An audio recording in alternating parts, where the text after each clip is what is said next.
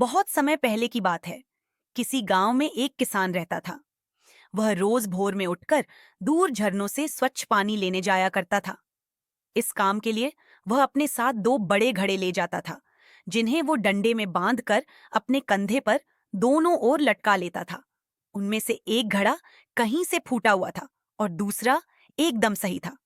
इस वजह से रोज घर पहुंचते पहुंचते किसान के पास 1.5 घड़ा पानी ही बच पाता था। ऐसा 2 सालों से चल रहा था। सही घड़े को इस बात का घमंड था कि वो पूरा का पूरा पानी घर पहुंचता है और उसके अंदर कोई कमी नहीं है।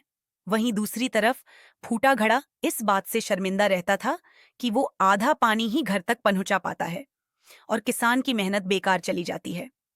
फूटा घड़ा ये सब सोचकर बहुत परेशान रहने लगा और एक दिन उससे रहा नहीं गया।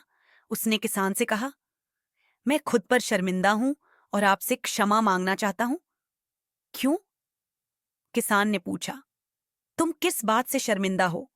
शायद आप नहीं जानते, पर मैं एक जगह से फूटा हुआ हूं और पिछले 2 सालों से मुझे जितना पानी घर पहुंचाना चाहिए था, बस उसका आधा ही पहुंचा पाया हूं। मेरे अंदर ये बहुत बड़ी कमी है और इस वजह से आपकी मेहनत बर्बाद होती रही है। फूटे घड़े ने दुखी होते हुए कहा।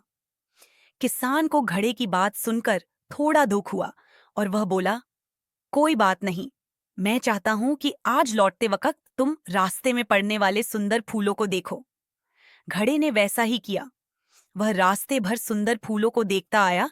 ऐसा करने से उसकी उदासी कुछ दूर हुई, पर घर पहुंचते पहुंचते फिर उसके अंदर से आधा पानी गिर चुका था।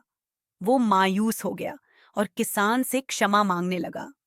किसान बोला, शायद तुमने ध्यान नहीं दिया। पूरे रास्ते में जितने भी फूल थे, वो बस तुम्हारी तरफ ही थे। सही घड़े की तरफ एक भी फूल नहीं था। ऐसा इसलिए क्योंकि मैं हमेशा से तुम्हारे अंदर की कमी को जानता था और मैंने उसका लाभ उठाया।